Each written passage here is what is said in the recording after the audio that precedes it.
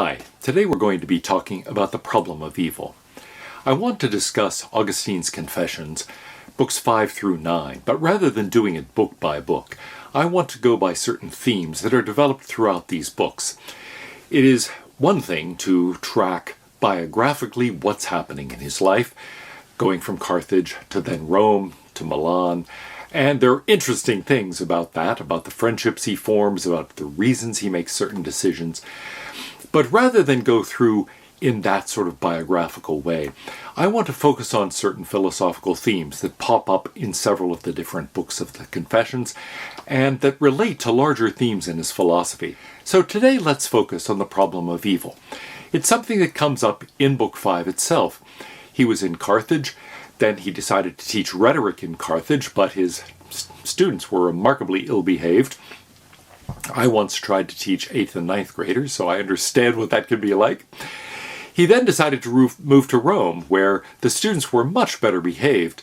On the other hand, the students in Rome pulled a very dirty trick. They would study, and the way things were set up, now we're smarter than this in higher education.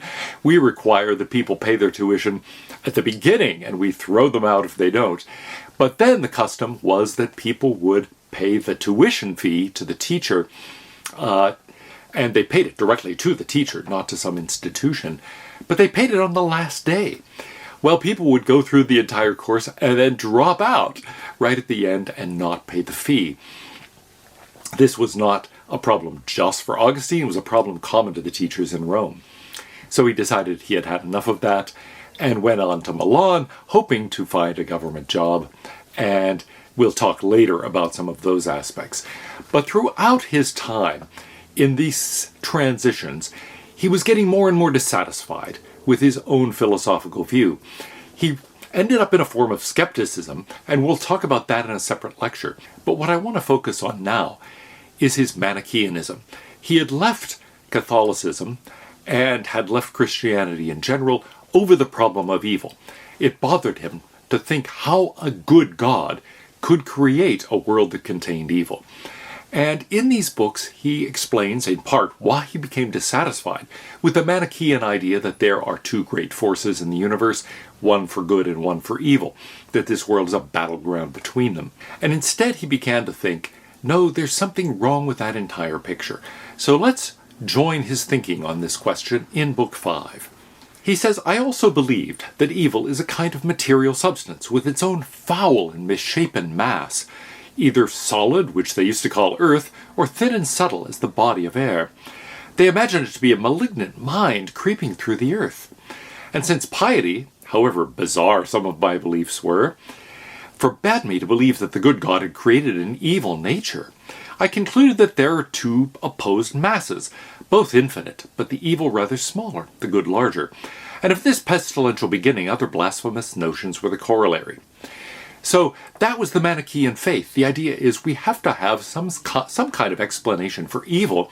If God is entirely good and God created the world, it's hard to see where this evil might have come from. Now, there are a variety of explanations of that in a variety of religious traditions. And so it's worth thinking about the possibilities here. But we'll recount the possibilities and see them as we go along. Here, notice he's already pointed to one. Maybe it is the earth, the physical matter in the Platonic sense that is the problem. And maybe, on the other hand, it's air or some other substance. It's something the earth is made of. Then again, if it's not that, what could it be? He considers a variety of possibilities. So he says, I felt it more reverent to believe you infinite, in all respects but one, namely the mass of evil opposed to you, than to think you in all parts limited to the shape of the human body. I thought it better to believe that you had created no evil, which in my ignorance I thought not merely some sort of substance, but even corporeal, since I didn't know how to think of mind except as a subtle physical entity diffused through space, rather than to believe that the nature of evil as I understood it came from you. So in short, he's saying, look, I'd rather believe in some other being in the universe, that God is not all-powerful, not the only supernatural being, that there was some other kind of being, maybe supernatural, maybe even physical, but that there was some other source of evil over which God did not have power. Then ascribe the origin of evil to God. He thought that was actually more pious, but that led him to this Manichaean view.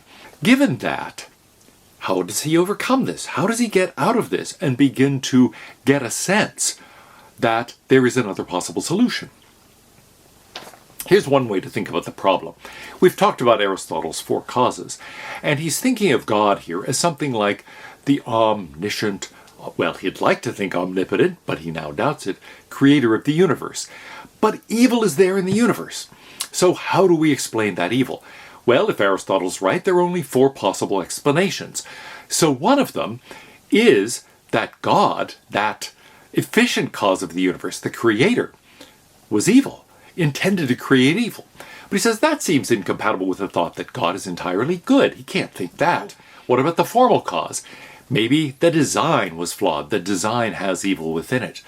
But again, this is the design of a good creator God. And so how could that be? Why would a good God have a bad plan and implement that bad plan that was bound to result in evil? What about a final cause? Well, then we'd have to say God's purpose was in part evil? That seems terrible. And so all of those seem impious to him.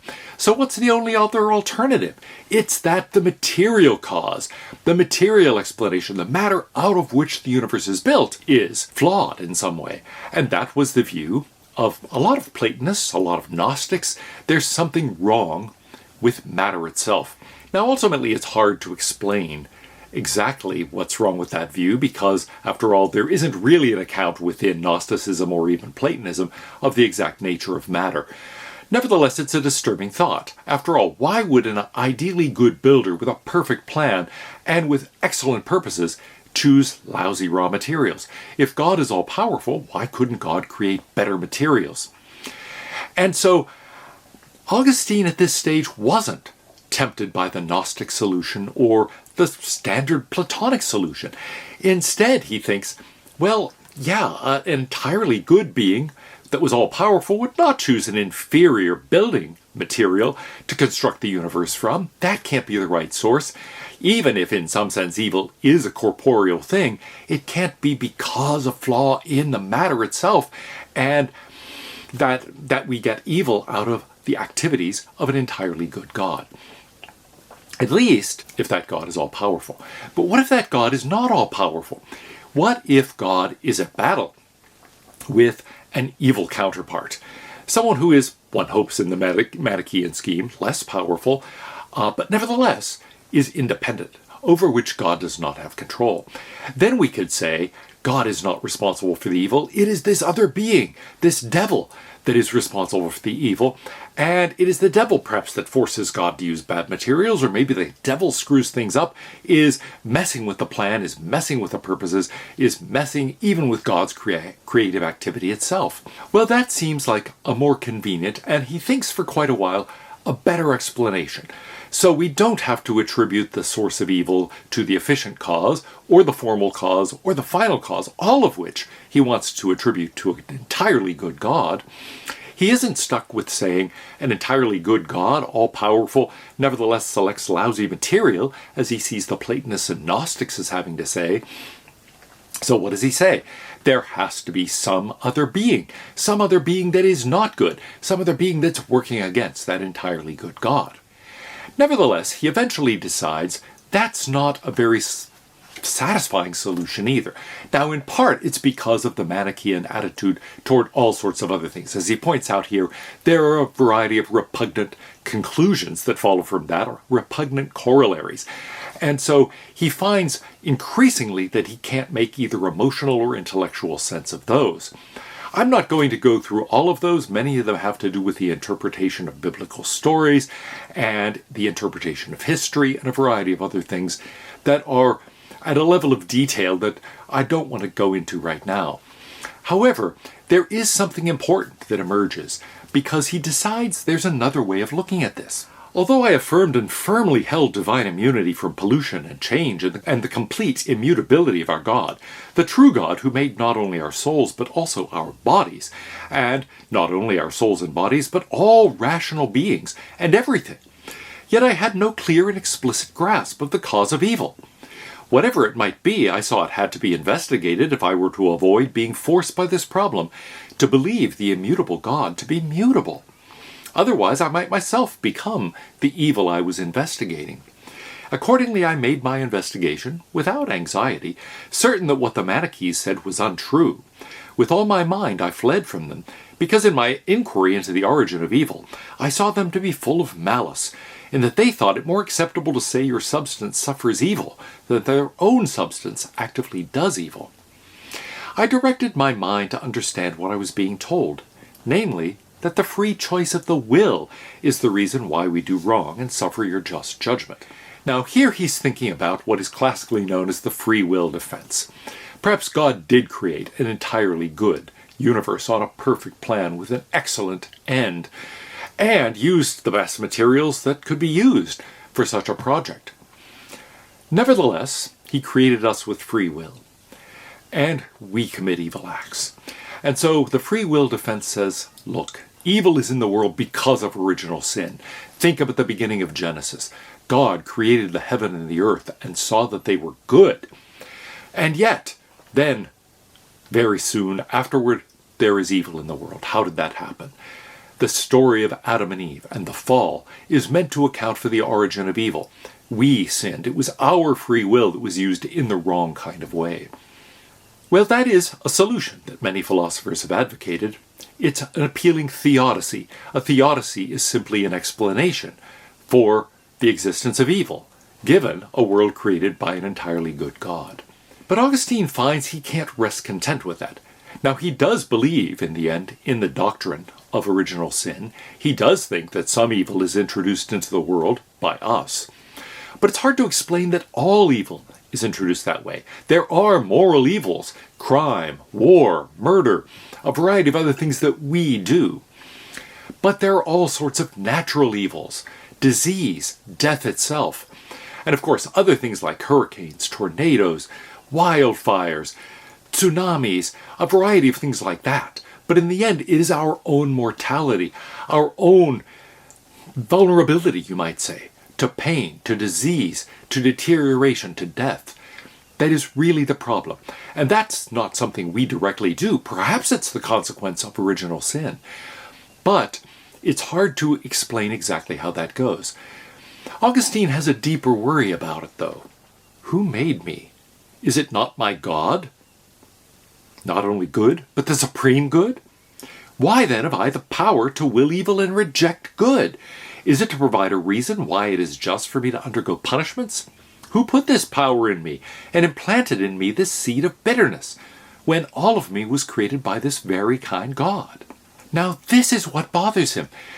If it's our fault, if it's a question of original sin, if it's Adam and Eve committing that sin, and all of us inheriting not only the consequences of that sin, but their very nature, so that we ourselves would do the same thing in analogous circumstances. Why did God make us that way? Why did God make us in such a way that we not only have the capacity to sin, but the tendency towards sin? Why? So Augustine can't find himself happy entirely with the free will defense. That suggests there's evil in the world because we put it there. But why did a good God create us in such a way that we would have the tendency to put evil into the world? Free will? There's such a great value to free will that that is the reason? But, well, it's one thing to have free will. It's one thing to have the capacity to do this. But it's worse than us simply having the capacity to sin. We seem to have a disposition to sin. We have a tendency to sin. It's not something that we have the capability of doing. Like, maybe not anymore, but I once had the capacity, let's say, to bench press 325 pounds. I never actually attained it, but let's say I did have that capacity. I could have.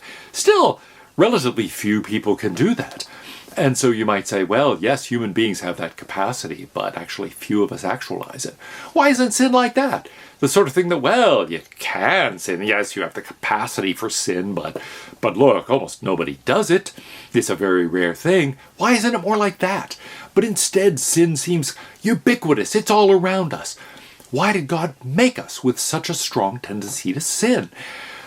And here, Augustine says, I can't say it's just the free will defense. Yeah, some of it is due to our own free will, but why do we have that tendency in us to sin? Why do we create so much evil? God created us this way, but why? God is good and is most mightily and incomparably superior to these things. But being God, God created good creatures. See how God surrounds and fills them. Then where and whence this evil? How did it creep in? What is its root? What is its seed? Or doesn't it have any being? Why should we fear and avoid what has no being? This turns out to be his solution.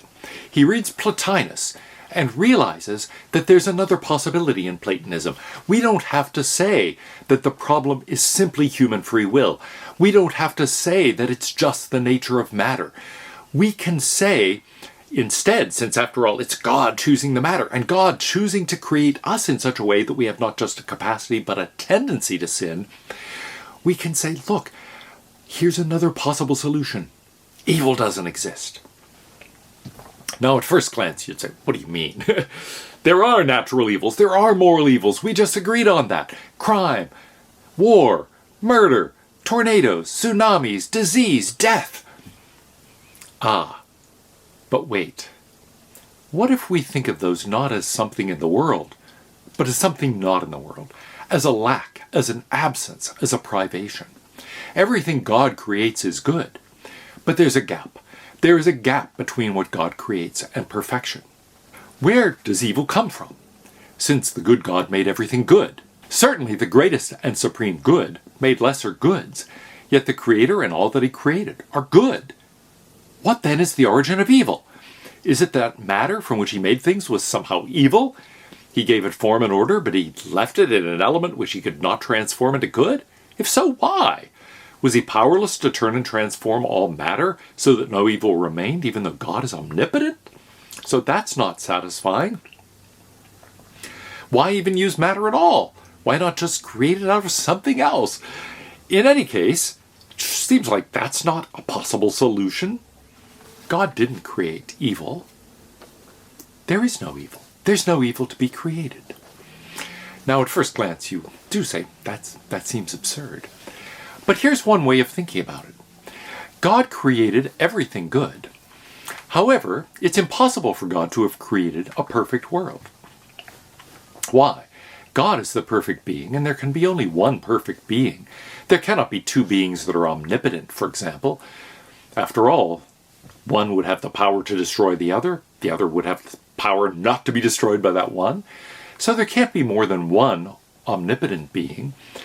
So there can't be more than one perfect being. If God is going to create, then God is going to create imperfect beings. Yes, God is creating things now with lesser degrees of goodness. They are good, and what God creates is good, but they have lesser degrees of goodness. But you might say, well, okay, fine. God is going to create beings that are not perfect. Still, why do we have to be as bad as we are? Why do we have to have diseases that are as bad as they are? Why are our lives as short as they are? What makes a biography or an autobiography interesting? What makes it valuable? What makes it important? What makes it great? Is it the lack of any adversity? The lack of any difficulties? The lack of suffering? Or is it adversity, suffering, difficulty overcome? It's surely the latter. Imagine a book written by somebody who says, I was born into an affluent family, was happy. I grew up happy, did well in school, was never that much of an effort for me. Met a wonderful girl, got married, we were happy, had great kids, had a good job.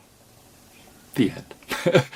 I said, well, it's good. It's a good life. And hey, look, it's wonderful to live a life like that. And so you might say, hey, that's great. I'll settle for that. But actually, if you're thinking about constructing a universe, is that the most interesting universe? That the best you can do? How many people make movies about people who are just happy all the way through and live happily ever after? There's got to be conflict. There's got to be adversity overcome. Nothing's interesting. Nothing happens if that's not true. There can be no achievement. And I think part of the idea here is, remember the allegory of the cave. In order to approach God, in order to become closer to God, we have to pull ourselves up those stairs. God is attracting us. God is suggesting that we raise higher. Our hearts cannot rest until they rest in Him. But what is going to push us up those stairs? And how do we do it? It's not that we just slide down a happy slide into the arms of God. No, we have to achieve that. A good universe is one where we climb out of the cave, not one where we're shown just wonderful images on the cave walls and happily stay in the cave our whole lives. Then we never get closer to God. We have to be drawn toward God. Our greatest joy, our greatest fulfillment, our greatest good is to achieve communion with God. It's to glorify God and enjoy Him forever. And that's something that requires work for us. We have to overcome adversity. It's not something that we simply enjoy lounging in the cave, watching TV on the wall. No, it's something that we have to work for.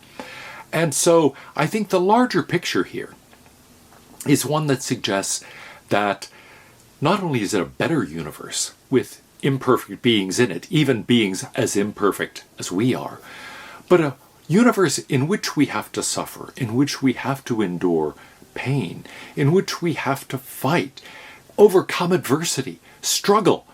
That becomes a better universe than one where we simply relax and have everything given to us. And so his picture here is that God is creating the best possible universe. Not the best possible life for you or for me in the sense of the most enjoyable life. The ultimate goal, remember, is not just human happiness or tranquility. It is resting in God. It is to have communion with God. And if that's the final end, if that is our highest good, that's our function, then we have to have a universe that promotes that.